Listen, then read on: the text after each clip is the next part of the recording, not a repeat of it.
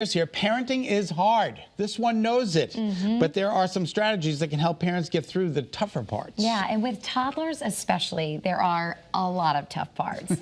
I'm living it.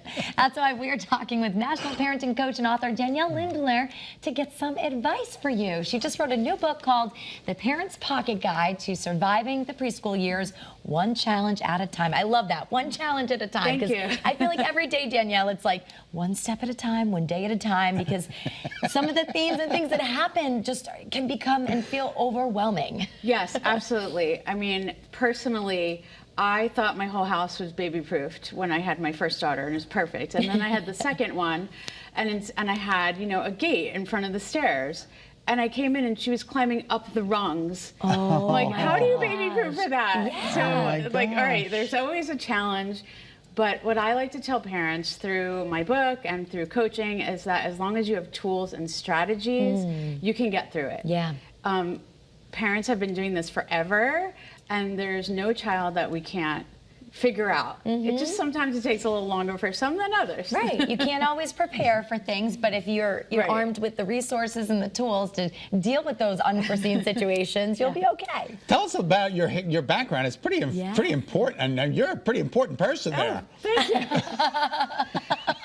So I have a background in elementary education, and then 14 years ago, I decided I really wanted to start a preschool called the London Day School that was really filling the gaps that I felt my kids weren't getting. So I wanted them to have a really good character education, because I feel like if you teach kids to be kind, good, caring people, which sometimes we're not seeing lately, then it's going to help the world, and it's going to help bring them, you know, through elementary school and through college.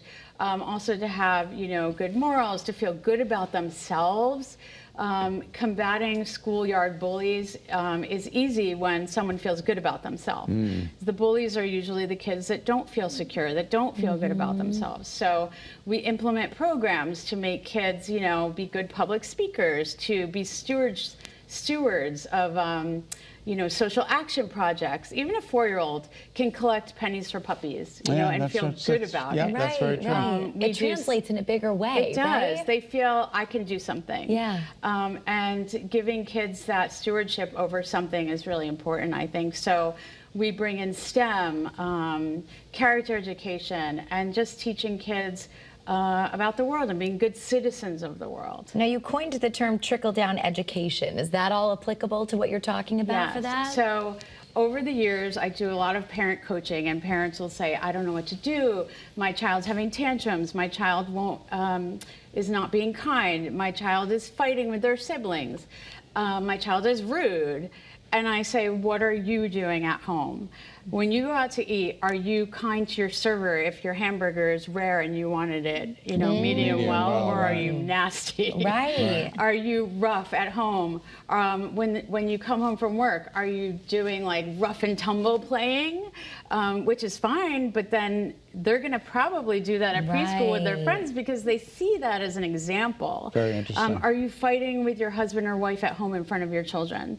You know, they are sponges, and set the example that you want your child to be, and then, you know, you're going to get good results from that. I'm still tethered to my mother. Separation anxiety was a big issue for me. They had to pull me out of nursery school because I was so attached to my mother. I didn't make it through nursery school. It was only until kindergarten that I started kind of getting away from that. How do you deal with that? Well, there are a couple of things. We had the same issue. They actually banned my husband from dropping my daughter off at preschool because he kept bringing her home. I said, she's never going to get accustomed to this if you don't leave her. So we say, if you can, do like a staggered approach. Leave them for 15 minutes, stay in the parking lot, leave them for half an hour, then build up to an hour. That's a really good idea. And that way, the key for kids is 2 things: consistency and knowing you're coming back. So if they know you're coming back, they feel confident. Also, if you have separation anxiety as a parent and you're talking about it in the car or talking about it with your spouse, oh my gosh, I don't know, I'm nervous about sending them to school, all that scared and negative energy is going to go on the child. So even if you're totally freaking out like I was with my first daughter, don't let them see it. Right, right. And just, you know, breathe. And when you pick up from school, don't say things like, was it okay? Was it all right? Did you miss mommy? Say, tell me about the best thing you did today. Yeah, how fun was it? Tell me how great it was. Yeah. Positive, positive, positive. And we're running out of time, but I just want to make sure we sneak this question in. What is the #1 thing that parents should ask for, ask a prospective preschool, that is, when they are interviewing them? Make sure they are state certified, first of all, and regulated, but also ask them what their behavior management technique is. Is it a positive approach or a negative approach? Do they use timeout, or do they use catching children being good and promoting that positive energy?